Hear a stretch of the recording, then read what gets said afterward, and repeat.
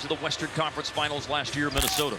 But their focus has got to be the here and now. After going up 13, there is an injury, and it does not look good.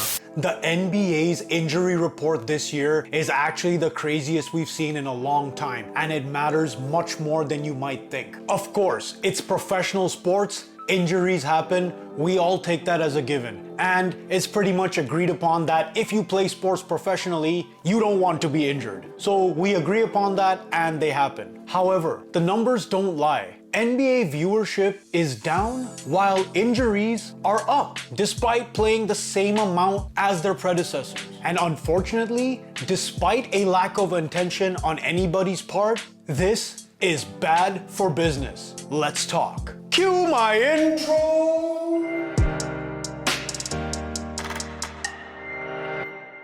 Hello, YouTube fam! It's your boy, Big V! The biggest Miami Heat fan in all the land. Why is that important? Because our superstar Jimmy Butler is one of 1,000 who are injured to start the season. I was actually gonna read off the list to you guys one by one, but instead, we are gonna present you with a collage.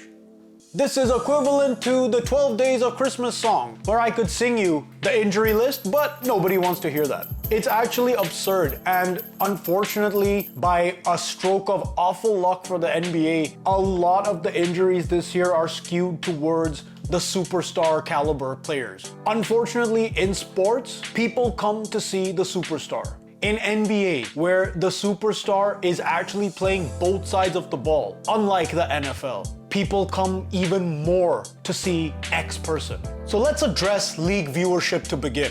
If we can just talk about this season alone, a lot of people, if a ticket to watch an NBA game is $150 to $200, which it is, then if someone who can maybe afford this once a year, which is most people, you're probably gonna save it for when your favorite player is playing, correct? Of course. Second point is this: NBA, unlike the NFL, its biggest counterpart and daddy, the NBA does have an access problem TV-wise. There's not one specific place to go get it, right? Sometimes it's on ESPN, sometimes it's on a local network, sometimes it's on a different channel, sometimes it's on ABC proper, right? It's all over the place. And even if you have League Pass, certain games are not watchable on League Pass because it's TV right. So if you're a true NBA fan, like me and millions of others, in order to watch the NBA legally, you are going to be paying about $100 a month in cable, plus whatever League Pass costs these days, which, as you can tell, I don't use it because I don't get all the games. I have to buy cable anyway.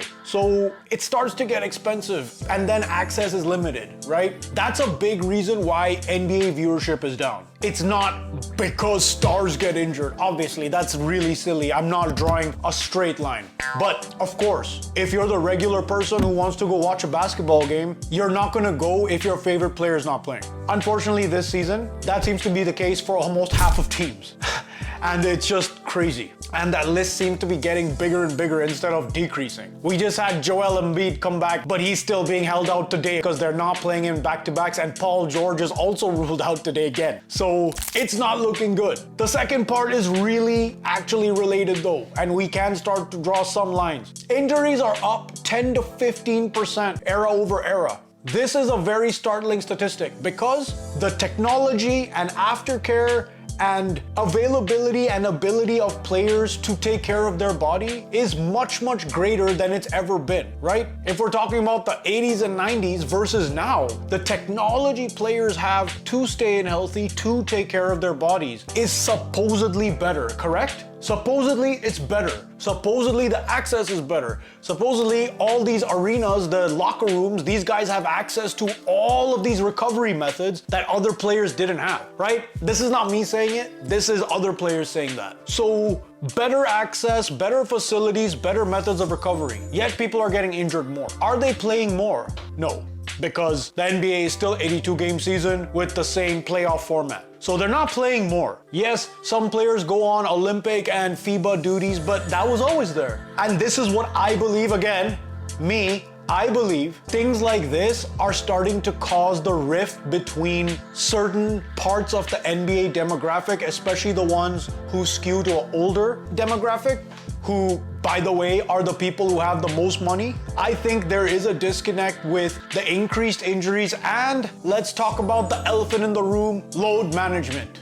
I truly believe that the older fan in the NBA sometimes thinks that injuries to stars are just a mask for load management, and then they get put off. And sometimes that even starts at the younger generation. Because if we take NFL as the most successful league, which it is in North America, something that they have en masse that the NBA lacks is a relatability factor. In the NFL, load management doesn't exist. If you're injured in the NFL, you're injured. And still people go out and play.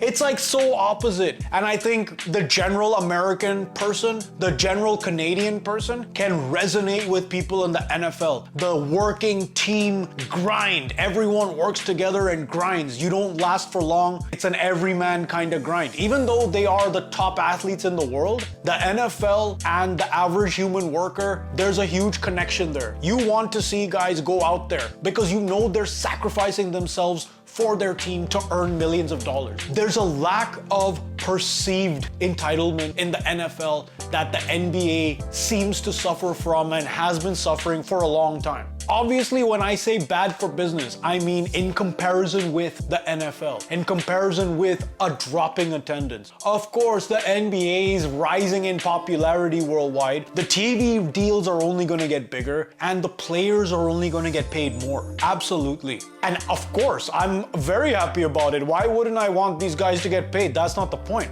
My point is this, bringing it back to the injury report. With injuries being higher, what that may convey to fans is that players care less. I'm not saying that that's the actual case, but what I'm saying is there are actual numbers and facts out there to point to what seems like a growing negligence of players in the NBA to take care of their body. Because yet again, we have the same few people who are not injured. It doesn't help that LeBron James at the age of 4,444 is suiting up every single night and still producing at a super high level, but then 20-year-olds can't stay healthy for even 3 months in a row. Yes, of course, I know there are genetic and X other factors in there, but on a larger scale, the amount of injuries in the NBA right now is actually super alarming, and truly, with a viewership already diminishing, having such a high percentage of your stars being injured is truly bad for business and maybe needs to be investigated by the NBA. Maybe certain training methods need to be investigated by the NBA. Peace!